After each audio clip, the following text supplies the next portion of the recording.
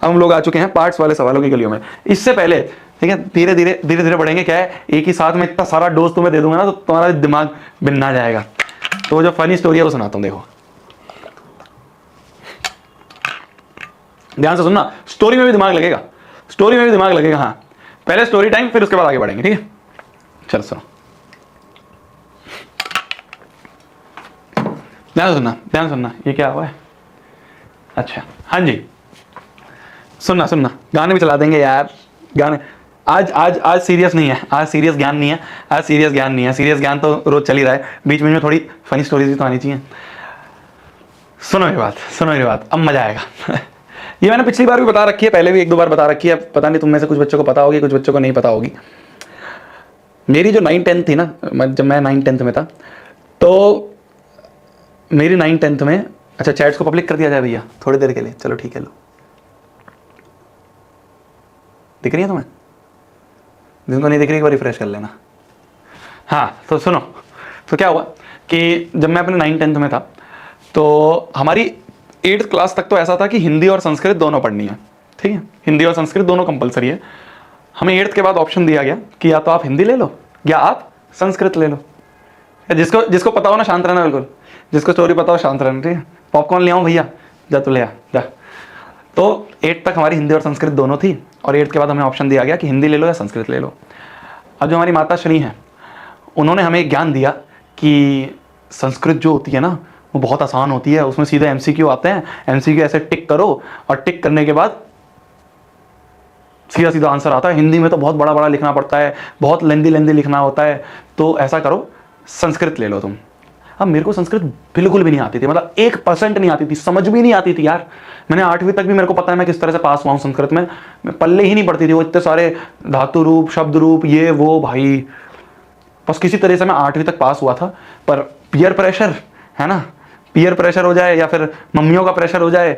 मेरी जो ताई जी थी वो भी टीचर थी और वो संस्कृत ही पढ़ाती थी, तो उन्होंने भी मेरे को बोला कि नहीं नहीं शोभित संस्कृत ले, संस्कृत में क्या है ना MCQ आते हैं, डायरेक्ट टिक करने होते हैं, फुल नंबर आते हैं, हिंदी में तो बहुत ज़्यादा लिखना होता है, हाथ दर्द हो जाते हैं।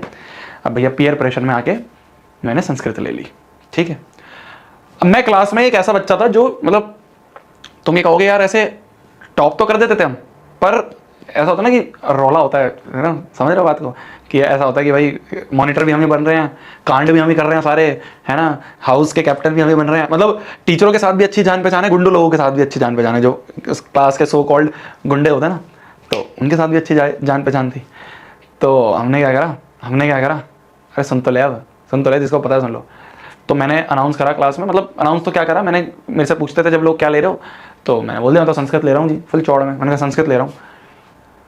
तो क्लास के बहुत सारे बच्चे इन्फ्लुएंस हो गए, मेरे साथ संस्कृत ले लिए, ठीक है। मतलब ऐसा था कि ऐसे कि शोभित संस्कृत ले रहा है तो चलो यार हम भी संस्कृत ले लेते हैं। बहुत सारे बच्चों ने हमारी क्लास में संस्कृत ले ली, मतलब 40 बच्चों की अगर क्लास थी तो करीब 17-18 बच्चों ने संस्कृत ले ली। देखा देखी में कि चलो ठीक है ये भी ले रहा है तो कुछ सोच के ले रहा होगा, अपना दिमाग तो हम कम ही लगाते हैं, इसमें कुछ दिमाग लगाया होगा। मैंने भी कोई दिमाग नहीं लगाया, मेरे को भी पीयर प्रेशर में लेनी पड़ी, पर यह है कि ले ली संस्कृत। अब भैया 9वीं तो किसी तरह से कटी, ठीक है, किसी तरह से बस पास हुए रटा के। 10वीं में आए हम, और 10वीं में हमारा जो फाइनल एग्ज़ाम था, तो हमारे टाइम पे ऐसा होता था, हमारे टाइम पे ना एक होम बोर्ड नाम की भी चीज़ होती थी। होम बोर्ड का मतलब हो गया कि तुम्हारे स्कूल में ही बोर्ड हो रहे हैं। ऑप्शन होता था या तो तुम होम बोर्ड ले लो या फिर तुम बाहर जाके बोर्ड दे दो। तो हमारे ऑप्शन था होम बोर्ड का, सबने होम बोर्ड ली, हमने भी होम बोर्ड ले लिया। होम बोर्ड नाम का एक कॉन्सेप्ट होता था, अब तो बंद कर दिया CBSE ने, शायद उसे मेरी स्टोरी पता चल गई होगी। तो पहले होम बोर्ड नाम की भी एक चीज़ होती थी, तो हमारा तो होम बोर्ड था, मतलब हमारे स्कूल में ही हमारा एग्जाम होता था। पेपर बाहर से आता था, पेपर तो CBSE से ही आता था, पर ऐसे सेंटर नहीं लगता था, स्कूल में एग्जाम होता था। तो हमारा एग्जाम हुआ, संस्कृत का एग्ज़ाम। संस्कृत के एग्ज़ाम में मैं बहुत रट के आया, बहुत सब चीज़ें रट के आया। फाइनल बोर्ड का एग्ज़ाम था, और मैं सब चीज़ जब रट के आया, मैंने एग्ज़ाम देखा और मेरी सिट्टी बिट्टी गुल, समझ में नहीं आया। भाई 9 तक तो क्या है, स्कूल के मास्टर लोग, टीचर लोग बना रहे हैं पेपर, तो सीधे सीधे बुक में से सवाल दे देते थे। अब जो बोर्ड का पेपर आया, और संस्कृत की ऐसी कोई हमारे टाइम पे ऐसे CBSE की बुक भी नहीं थी, पढ़ रहे थे बस कैसे कैसे करके। तो मैं तो बस धातु रूप शब्द रूप वगैरह रट के आ गया, और रट के जब मैं एग्ज़ाम में आया तो मैंने कहा भैया फील्डिंग सेट हो गई आज तो, है ना, आज नहीं हो पाएगा, आज तो पास होना भी मुश्किल है, आज तो भैया दिक्कत आ जाएगी। अगर आज यहाँ पे फेल हो गए तुम्हारे तो मतलब सारे सब्जेक्ट में तुम सोचो, सारे सब्जेक्ट में इतने शानदार नंबर आते है ना, इतना बढ़िया पेपर गया, संस्कृत का आखिरी पेपर था और मैंने कहा ये आखिरी पेपर खराब गया तो भैया 10वीं लटक जाएगी मुझे तो आगे, मैं तो IIT के सपने देख रहा हूँ। तो मैंने कहा क्या करें, तो क्या हुआ, अब तुम समझना, पूरा सिनेरियो समझना, ठीक है, दिमाग लगेगा इसमें भी। क्या हुआ, जैसे मान लो ये रो है, ठीक है, तुम्हारे स्कूल में बेंचेस होती है ना, बेंचेस, तो मान लो ये एक बेंच है, दूसरी बेंच, तीसरी बेंच, चौथी बेंच, पांचवी बेंच, छठी बेंच, सातवीं बेंच, इस तरह से होती है बेंचेस, और हर बेंच पे एक एक बच्चा बैठा हुआ है, हर बेंच पे एक एक बच्चा बैठा हुआ है, ठीक है जी। तो मैं बैठा हुआ था यहाँ पे, ठीक है, मैं बैठा हुआ था मान लो इस वाली पे, इस पे मान लो आपके शोभित भैया बैठे हुए हैं, बिल्कुल परेशान, दिमाग फटा हुआ है, रोने की कगार पे बैठे हैं कि ये पेपर कैसे होगा। मतलब मेरे को शायद 30 सवालों में से 4-5 ही सवाल आते थे, और वो भी सही या नहीं पता नहीं, ठीक है, मेरे को सिर्फ 4-5 ही सवाल आते थे, वो भी सही या नहीं, बस ठीक है, ऐसा लगता था कि हाँ आ रहे हैं। मेरे से आगे जो है ना मेरा एक दोस्त था शुभम नाम का, तो वो क्लास का टॉपर, ठीक है, मतलब वो लेजिट टॉपर जो होते हैं ना, जो बिल्कुल ऐसे मैम के भी फेवरेट होते हैं और बिल्कुल शांत स्वभाव वाले, बिल्कुल ऐसे जो होते हैं ना हर चीज़ को डीप में समझना और ये सब, हम ऐसे होते थे कि पढ़ लेते थे, किसी तरह से जुगाड़ करके टॉप भी कर लेते थे, टीचरों के भी फेवरेट थे, मॉनिटर भी बन जाते थे, गुंडों लोगों के साथ भी अच्छी जान पहचान बना के रखी थी कि कभी कोई दिक्कत हो तो भैया दिक्कत ना आए, है ना, एक फ़ोन पर सब लोग खड़े हो जाए। ये था लेजिट टॉपर जो होता है ना, बिल्कुल सीरियस वाले, वो उठाए, ठीक है। और यहाँ पे हमारा एक और दोस्त, उसका नाम मैं नहीं लूंगा, मान लो उसका नाम मान लो कुछ भी मान लो, राजन मान लो, ठीक है, चेंज कर दिया मैंने नाम। तो एक और दोस्त था हमारा राजन नाम का, मान लो वो यहाँ बैठा था, दोस्त मतलब ऐसा कोई दोस्त नहीं, बट ठीक है, हमारे तो क्लास में जितने भी बच्चे थे सारे दोस्त, भाईचारा, ठीक है, ऐसा कुछ नहीं था, बिल्कुल पक्के दोस्त है, बस भाईचारे वाली चीज़ थी। तो जो राजन था ना, ये थोड़ा सा डिसेबल्ड था, इसका क्या था कि इसको कुछ विटामिन D या C जो होते हैं ना, धूप वाला जो होता है, तो उसकी थोड़ी कमी थी, तो ये पूरे साल आया नहीं था स्कूल, और टीचरों को भी पता था ये पूरे साल स्कूल नहीं आया है। तो राजन सिर्फ पेपर देने आया था पूरे साल में 10वीं के बाद। तो भैया हमारी जो मैडम थी, अब मैडम ने देखा कि राजन तो शांत बैठा है, राजन से पेपर हो ही नहीं पा रहा है, राजन तो मतलब शायद मेरे से अच्छी हालत में होगा जब भी ठीक है, मतलब मेरे से तो ज़्यादा ही पढ़ा होगा उसने, मैं नहीं दिखा मैडम को कि मैं रोने की उस पर आ गया हूँ, पर राजन तो उन्हें दिख गया कि राजन जो है भैया, राजन तो पेपर नहीं कर पा रहा है सॉल्व। तो मैडम चलते चलते मेरे पास आई कि शोभित वो ना राजन की थोड़ी हेल्प कर देते हैं, बेचारा कर नहीं पा रहा है, फेल हो जाएगा, और इसकी प्रॉब्लम भी थी पूरे साल भर, मतलब वीकनेस आ गई थी, चल नहीं पाता था, स्ट्रेचर्स पे आता, उस पर जो अपनी होती है ना व्हील चेयर होती है उस पर आता था।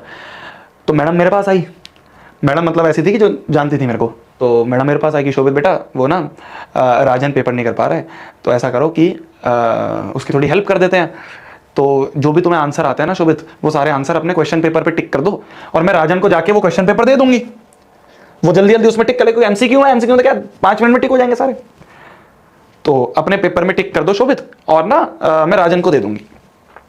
तो मैंने मैडम से कहा, मैडम सुनो मेरी बात, मेरे को भी सारे नहीं आते हैं मैम, मैं ऐसा करता हूँ मैम, जितने मेरे को आते हैं मैं कर देता हूँ, और जितने शुभम को आते हैं शुभम कर देगा टिक, ठीक है, और आप ना हम दोनों के पेपर लेके राजन को दे देना। तो मैडम ने कहा ठीक है, तो मैडम ने शुभम से भी बोल दिया कि शुभम जितने क्वेश्चन तुम्हें आते हैं ना वो टिक कर दो MCQ में, और वो टिक करके तुम मेरे को पेपर दे देना। तो मैं तो क्या 4 क्वेश्चन टिक करे, ठीक है, और इसने तो भाई साहब पूरा पेपर टिक कर दिया। तो हम दोनों के क्वेश्चन पेपर उठ के गए राजन के पास, ठीक है, अब समझना बात को, अब समझना ट्विस्ट तो समझना, अब तुम क्लाइमैक्स आने वाला है स्टोरी का। अब राजन ने भाई साहब सारे जो आंसर्स हैं वो टिक कर लिए होंगे अपने में, मेरे में तो क्या ही देखा होगा, शुभम के में से देखा होगा, तो देख के उसने टिक कर लिए, और उसने मैडम को वो दोनों पेपर वापस दे दिए। अब जब मैडम दोनों पेपर लेके वापस आई, तो शुभम का पेपर मेरे पास आ गया और मेरा पेपर शुभम के पास चला गया, ठीक है, हमारे पेपर वापस आने पे एक्सचेंज हो गए। मैंने शुभम को पीछे से ऐसे गर्दन पकड़ी, मैंने कहा सुन, शांत रहियो, बिल्कुल शांत रहियो 2 मिनट के लिए, बिल्कुल शांत रहियो 2 मिनट के लिए, मुझे लिखने दे। और मैंने भाई साहब लिया अपना पेपर, उसके आखिरी पेज पे सारे ऑप्शन जल्दी जल्दी लिख दिए, ठीक है। मैंने लिखने के बाद चुपचाप से शुभम को पेपर दिया, मेरा पेपर शुभम से वापस लिया, और मैंने सारे आंसर जो थे वो टीप दिए, ठीक है, सारे MCQs जो है मात्र 10 मिनट लगे। अरे एक बार आंसर पता चल जाए MCQ लिखने में कौन सा देर लगती है, सारे MCQs मैंने टेप दिए अच्छे से, ठीक है। वो वाले MCQ जो मेरे को नहीं आते थे, 4 तो मेरे को आते थे, तो मैंने 4 तो अपने लिखे, और बाकी जो बचे हुए थे तुम्हारे 26 क्वेश्चन, वो 26 क्वेश्चन के मैंने MCQ शुभम के देख के लिख दिए, ठीक है। अब और सुनो, जब फाइनल एग्जाम के आए नंबर, सुनना, फाइनल जब एग्जाम के नंबर आए, तो शुभम भाई साहब के नंबर आए 99 आउट ऑफ 100, और मेरे नंबर आए 100/100। क्यों? क्योंकि जो मेरे को 4 क्वेश्चन आते थे, उन क्वेश्चन में से एक क्वेश्चन जो था शायद इसका गलत होगा, वो 4 मेरे तो सही थे, तो मैंने उनको नहीं चेंज करा था और मैंने उसको भी नहीं बताया क्योंकि मेरे को कॉन्फिडेंस ही नहीं था। मैं उसको बताता कि देख तूने ये गलत कर रखा है, भाई उन 4 में से मान लो मेरे को तो दिख गया था कि उसने कोई और दूसरा लगा रखा है, पर मैंने अपना चेंज नहीं करा। मैंने ये सोचा यार मैं अपना चेंज करूंगा ना तो शक हो जाएगा टीचर को कि इसको सारे कैसे आते थे, तो मैंने कहा चलो ठीक है सही है गलत है, वो 4 जो मेरे हैं उनको ऐसे ही रहने देता हूँ। तो मेरे नंबर आए 100 बेटा 100 और इसका नंबर आए 99/100। किस्मत किस्मत, इसके भी 99/100 यार। मैं 100 था क्योंकि वो जो 4 क्वेश्चन थे उनमें से भी मेरा ही एक सही था, इस बेचारे का गलत था। सॉरी शुभम, अगर तू या तेरा भाई या कोई तेरा जूनियर देख रहा हो और वो तेरे को बताए ये स्टोरी, माफ करियो यार, मेरे को तो कॉन्फिडेंस नहीं था ना, मेरे को तो 4 क्वेश्चन। ये था जी, ये था हमारी एक प्यारी सी संस्कृत के एग्जाम की स्टोरी। ठीक है किस्मत हो तो हमारे जैसी हो, मतलब 4 क्वेश्चन आते थे मेरे को भाई, अगर मेरे को नहीं मिलता ना ये, मतलब इसे कहते हैं ना कि भगवान बचाता है जब, तो ऐसे बचाता है। मतलब अगर ये ना होता रिवर्स, फेल था भैया, फेल हो जाता फिर तो 10वीं का काम। सिर्फ ये चीज़ थी यार, मतलब देखो यार, देखो जब चीटिंग का मौका मिला तो क्यों ना करें, है ना। मतलब मैं ऐसे चीटिंग प्रमोट नहीं कर रहा हूँ बिल्कुल भी, बट अब यार बिल्कुल फेल होने के कगार पे था यार मैं। कैसे पढ़ाता तुम्हें, है बताओ, मैं आ जाता क्या तुम्हें 10वीं पढ़ाने, बताओ, नहीं आ पाता ना फिर मैं तुम्हें, नहीं आ पाता ना, तुम कहते खुद तो तू फेलियर है, मैं क्या पढ़ाएगा है। चलिए आ जाते हैं, थोड़ा माइंड फ्रेश हो गया ना, माइंड फ्रेश हो गया ना। अब तुम 2 घंटे और पढ़ सकते हो ना, पढ़ सकते हो नहीं पढ़ सकते हो 2 घंटे और। आज की स्टोरी टाइम में मजा आया। अरे यार सारा का सारा स्टूडियो का गेम है भाई साहब, मैं स्टूडियो में आता हूँ, गाने वाने बजते ना, मजा आता है मेरे को, यहाँ अपनापन है। वो मैं पहले दूसरे स्टूडियो में था, वहाँ पे गाने भी नहीं बजा पा रहा था, मुश्किल लगती थी, बस मेरे को ऐसा लगता था यार वो बेचारे डिस्टर्ब होंगे जो और लोग हैं वहाँ पे। यहाँ तो मस्त है ना, 2 घंटे पढ़ सकते हो ना आराम से, चिल हो गया ना, चिल हो गया ना, अब तो मजा आ गया ना। अब भी नहीं लिख रहे हैं, चलो आ जाओ पार्ट्स वाले सवाल देखो।